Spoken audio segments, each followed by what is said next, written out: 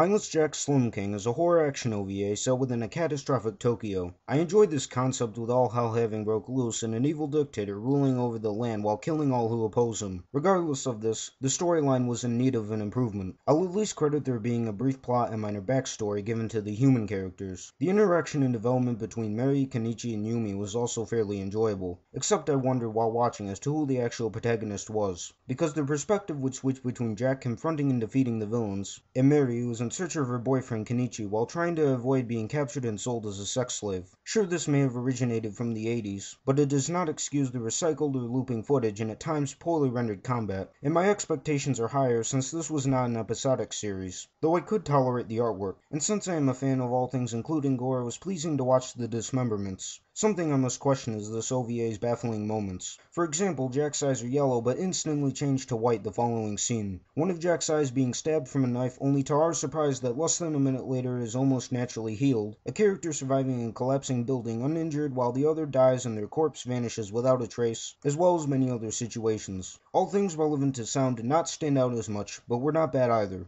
The voice acting was average at best, except some characters had lackluster expressions or emotions, so the voices not might have all been fitting, and the soundtrack was suitable for the time it had been composed. But really the ending theme, which was used throughout most of Slum King, was quite honestly the only music I remember. So overall, Mindless Jack's Slum King gets an acceptable approval rating.